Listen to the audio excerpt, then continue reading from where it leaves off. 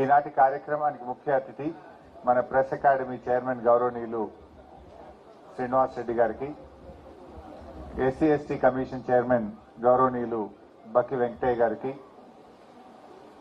దుబ్బాక శాసనసభ్యులు ఆత్మీయ మిత్రులు కొత్త ప్రభాకర్ రెడ్డి గారికి, అదేవిధంగా గౌరవనీయులు బండారు శ్రీకాంతరావు గారికి, నరేందర్ రెడ్డి గారికి, రామ్మోహన్ రావు గారికి, రంగాచారి గారికి, దయానంద్ రెడ్డి గారికి, గౌరవ శాసనమండలి సభ్యులు ఒంటేరు యాదవ్ రెడ్డి గారికి, మరి మీ అందరికీ ఎంత ఆత్మీయుడో నాకు అంతకంటే ఆత్మీయుడు మరి టీయూడబ్ల్యూజే రాష్ట్ర అధ్యక్షులు మిత్రులు విరాహత్ అలీ గారికి, అదేవిధంగా ఈ కార్యక్రమంలో పాల్గొంటున్న ఎలక్షన్ రెడ్డి గారికి, అదేవిధంగా అరుణ్ గారికి, మరి మధుసూదన్ గారు, ఎల్లారెడ్డి గారు, సత్యనారాయణ గారు, విజయేందర్ రెడ్డి గారు, యాదగిరి గారు, ఎల్లారెడ్డి గారు, ఇంకా ఈ కార్యక్రమంలో పాల్గొంటున్న గజ్వేల్ జర్నలిస్టులు, కార్యక్రమంలో పాల్గొన్నటువంటి మరి బంధుమిత్రులు అందరికీ పేరు పేరున నమస్కారం. ముందుగా గజ్వేల్ ప్రెస్ క్లబ్ రజతోత్సవం జరుపుకుంటున్న ఈ శుభ సందర్భంలో మీ అందరికీ నా హృదయపూర్వక శుభాకాంక్షలు, అభినందనలు.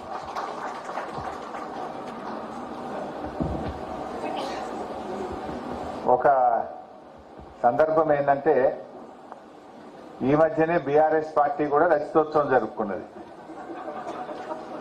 అయితే ఈ గజ్వేల్ కు ప్రాతినిధ్యం వహిస్తున్న కేసీఆర్ గారు ప్రాతినిధ్యం వహిస్తున్న గజ్వేల్ ప్రెస్ క్లబ్ కూడా రజతోత్సవం జరుపుకోవడం అనేటువంటిది ఇది ఒక అఫ్కోర్స్ కాకతీయంగా జరిగిన ఇది ఒక గమ్మత్ అయినటువంటి సన్నివేశం. ముఖ్యంగా గజ్వేల్ ప్రెస్ క్లబ్ తో నాకు అవినాభావ సంబంధం ఉంది, చాలా దగ్గర సంబంధం ఉంది. అనేక సందర్భాల్లో తెలంగాణ ఉద్యమం జరిగేటప్పుడు ఆ హరిత హోటల్లో కూర్చుంటోళ్ళం, రోడ్డు మీద హరిత హోటల్లో కూర్చొని తెలంగాణ ఉద్యమ తీరుతెన్నులు ఎట్లా ఇంకా ఏం చేయాలి, ఉద్యమాన్ని ఎట్లా ఉధృతం చేయాలి అనడంలో గజ్వేల్ జర్నలిస్టుల పాత్ర చాలా గొప్ప పాత్ర. చాలా మంచి సలహాలు ఇచ్చారు. నిజానికి గజ్వేల్ హైదరాబాద్కు దగ్గరగా ఉన్న మొదట్లో కొద్దిగా మూమెంట్ చల్లగుండే. ఇక్కడ జర్నలిస్టులే నాకు గుర్తు ధూమ్ధాం పెట్టినప్పుడు గద్దరన్నను రసమైని పిలిచి, రాజకీయ పార్టీలు పెట్టలే, జర్నలిస్టులే తెలంగాణ ధూమ్ధాం పెట్టి తెలంగాణ భావవ్యాప్తి కోసం కృషి చేసినటువంటి చరిత్ర గజ్వేల్ ప్రెస్ క్లబ్ ఉన్నది. అయితే నన్ను యాక్చువల్ ఒక ఆర్టికల్ రాయమన్నారు. సావనీర్ ఇప్పుడే మనం ఆవిష్కరించుకున్నాం. ఈ సావనీర్ తయారు చేసే దాంట్లో భాగంగా నన్ను కూడా ఒక ముందు మాట రాయమని అడిగారు. వాస్తవానికి మనందరి గురించి జర్నలిస్టులు రాస్తూ ఉంటారు వార్తలు, కానీ వాళ్ళ గురించి ఒక వార్త రాసే అవకాశం, అదృష్టం నాకు దొరికింది. నేను ఏం రాసి పంపినా అంటే, Gajwel press club is a people's club, it's not press club, it's people's club అనేటువంటి ఒక టైటిల్ పెట్టి రాయడం జరిగింది. ఎందుకు ఆ వార్త రాయాల్సి వచ్చింది? జనరల్ గా ప్రెస్ క్లబ్లు ఇందాక విరాహత్ గారు అన్నట్టు బాగా కష్టపడి పనిచేసినటువంటి జర్నలిస్టులు సాయంత్రం ఒక రిక్రియేషన్ కో, ఎక్స్చేంజ్ ఆఫ్ వ్యూసో, ఒక కొంత ఆట విడుపు కోసం వాళ్ళు సాయంత్రం కలుస్తూ ఉంటారు. కానీ మా గజ్వేల్ ప్రెస్ క్లబ్ అట్లా పనిచేయలే. గజ్వేల్ ప్రెస్ క్లబ్ జనం కోసం పనిచేసింది, జన చైతన్యం కోసం పనిచేసినటువంటి press club Gajwel press club. అందుకే గజ్వేల్ జర్నలిస్టులను ఏమంటారంటే, జనం మెచ్చిన జర్నలిస్టులు మా గజ్వేల్ జర్నలిస్టులు అనేటువంటి ఒక మంచి పేరు తెచ్చుకున్నారు గజ్వేల్ జర్నలిస్టులు. అయితే నేను ఎందుకు ఇది ప్రెస్ క్లబ్ కాదు పీపుల్స్ క్లబ్ అన్నానంటే, నాకు దాదాపు 3 దశాబ్దాల అవినాభావ అనుబంధం ఉంది ఈ జిల్లాలో. రాజకీయాల్లో దాదాపు 30 ఏళ్ల నుంచి 25-30 ఏళ్ల నుంచి ఈ జిల్లా జర్నలిస్టులతో దగ్గరగా పనిచేసినటువంటి అనుబంధం ఉంది. మా సత్యన్న అప్పటి నుంచి చూస్తా ఉన్నా, 25 ఏళ్లకే చూసిన. అప్పుడు ఫస్ట్ లూనా అనేది ఉండే, లూనా మీద వస్తుండే మా సత్యన్న, అప్పటి నుంచి చూస్తున్నా నేను. సో అట్లా 25-30 ఏళ్ళ అవినాభావ అనుబంధం ఉంది గజ్వేల్ ప్రెస్ క్లబ్తో నాకు.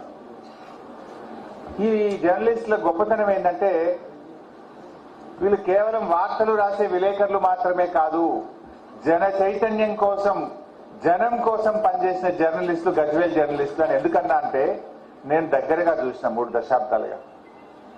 ఎయిడ్స్ రోగం వచ్చి తల్లిదండ్రులు చనిపోతే 2 పిల్లల కోసం అదేదో షో పెట్టిండ్రు గజ్వేల్ల. ఒక షో పెట్టి కొన్ని డబ్బులు జమ చేసి ఆ పిల్లల పేరు మీద ఫిక్స్డ్ డిపాజిట్ చేసిన జర్నలిస్టులు.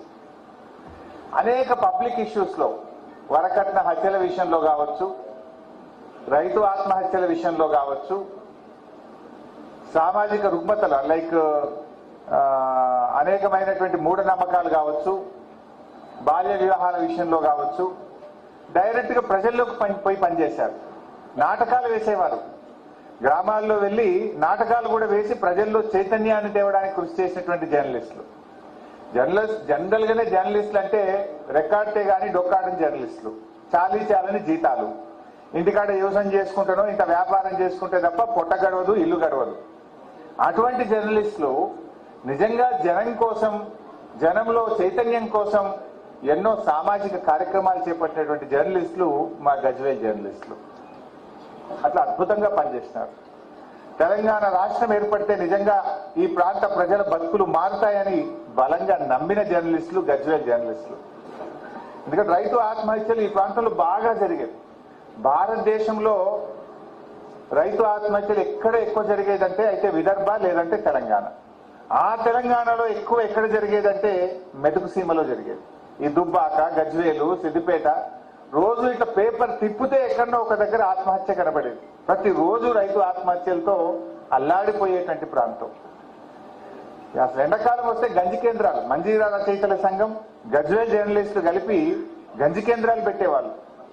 వలసలతో తల్లడిల్లిపోయేది ఈ ప్రాంతం. బొంబాయి బస్సులతో ఏడుపులతో ఈ ప్రాంతం తల్లడిల్లిపోయేది.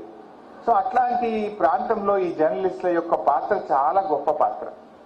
ఈ రాష్ట్రం ఏర్పడితే కొంత మార్పు వస్తుంది అని బలంగా నమ్మినారు.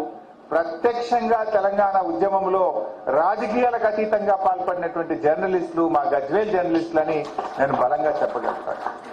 ఇక నేను అనేక మార్లు వాళ్ళతో ఇంటరాక్ట్ అయ్యేవాడిని. హరిత హోటల్లో ఛాయ్ తాగుతూ, టిఫిన్ చేస్తూ గంటలు మాట్లాడుకునే వాళ్ళం. వీళ్ళ పోరాటం ఈ ప్రాంత రాజకీయ నాయకుల మీద ఒత్తిడి పెంచింది. జై తెలంగాణ అనక తప్పని పరిస్థితి ఏర్పడ్డది. జర్నలిస్టులే మీటింగ్ పెడతారు, అన్ని పార్టీలను పిలుతారు. ఏం చేయాలి? అప్పుడు పెట్టింది తెలంగాణ ఎజెండా, వచ్చినాయి రాజకీయ పార్టీలు. ఇప్పుడు ఆ జర్నలిస్టులుగా జై తెలంగాణ ఎజెండా పెట్టాక వచ్చిన వాళ్ళల్లా కూడా జై తెలంగాణ అనవలసిందే. నేను నిలబడతా, నేను కొట్లాడతానుడు, దీక్షలు పట్టుడు, పోరాటాలు చేసుడు అంటే అట్లా ప్రత్యక్షంగా పరోక్షంగా ఉద్యమంలో కూడా ఈ జర్నలిస్టుల యొక్క పాత్ర చాలా గొప్ప పాత్ర వీళ్ళు పోషించారు.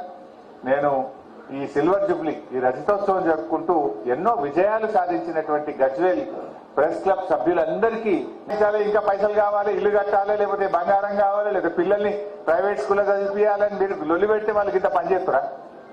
మీరు కూడా సహకరించారు. మా భర్త సమాజం కోసం పనిచేస్తుండు, సామాజిక సేవ కోసం చేస్తుండని పరోక్షంగా మీ సహకారం కూడా వాళ్ళని ముందుకు నడిపించి అందువల్ల మీకు కూడా నేను హృదయపూర్వకంగా ధన్యవాదాలు తెలుపుతా ఉన్నా. మీ పాత్ర కూడా ఉన్నది మా అక్క చెల్లెళ్ళది. సో ఏది శాశ్వతంగా జీవితంలో చేసిన 4 మంచి పనులే శాశ్వతంగా ఉంటాయి. అలాంటి గొప్ప పని మా గజ్వేల్ జర్నలిస్టులు చేశారు. మరి అబ్బాయి గారి గురించి ఎంత చెప్పినా తక్కువే. గజ్వేల్ జర్నలిస్ట్ నాయకుడిగా ప్రయాణం ప్రారంభించి ఈరోజు టీయూడబ్ల్యూజే రాష్ట్ర అధ్యక్షుడిగా విరాహత్ గారు ఎదిగారంటే ఇంకా వేరే చెప్పనక్కర్లేదు. ఆయన కూడా మొదటి నుంచి కూడా అనేక పోరాటాల్లో ఏ మీడియా హౌస్ లో పనిచేసినా అటు మంజీరా రచయితల సంఘంలో, ఇటు జర్నలిస్టుల సమస్యల విషయంలో, సామాజిక సమస్యలు, మన రాజీవ్ రహదారి మీద కూడా ఒక పోరాటాన్ని, బ్రహ్మాండమైన పోరాటాన్ని